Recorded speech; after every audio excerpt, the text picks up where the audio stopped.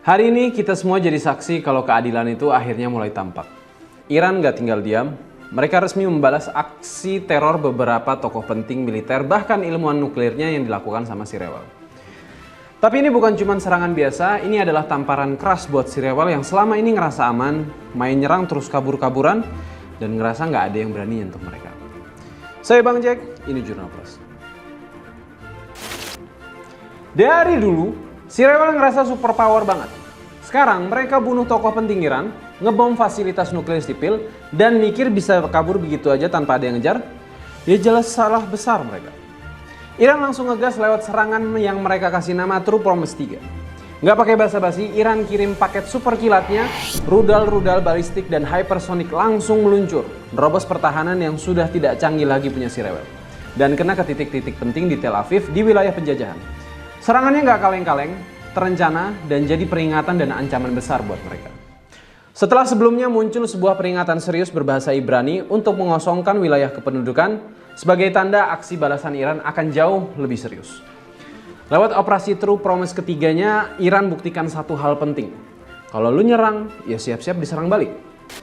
Rudal-rudal Iran meluncur kayak nggak ada yang bisa nahan, nembus pertahanan udara si Rewel yang dulu katanya paling canggih dan nyasar ke markas-markas penting Zionis. Kayak cupu banget gitu. Belum lagi Iran jadi negara pertama yang berhasil jatuhin 2 jet tempur F-35 milik si Rewel. Tapi kok bisa ya? Apa mungkin F-35 nggak sekeren itu? Atau mungkin memang pilotnya nggak canggih kali?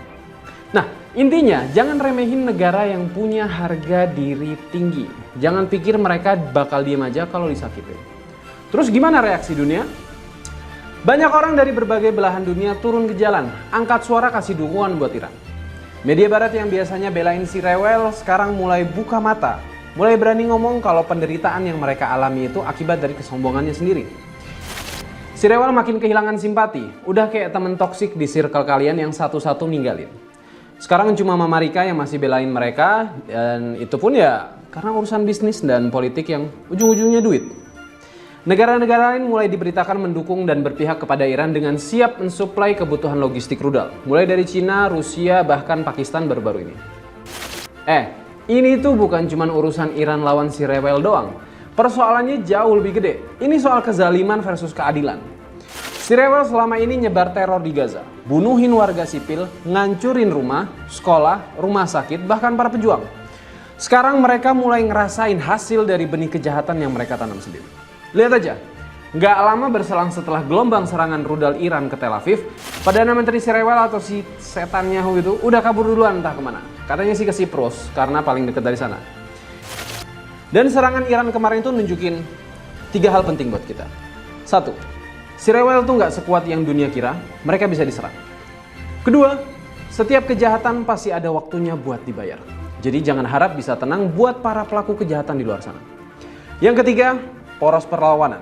Dari Lebanon, Suriah, Yaman sampai Palestina makin solid dan siap lawan Zionis bareng-bareng. Jadi kapan nih kita semua mau lebih serius dan nggak setengah-setengah dalam berpihak pada Palestina dan keadilan dengan melakukan hal yang serupa?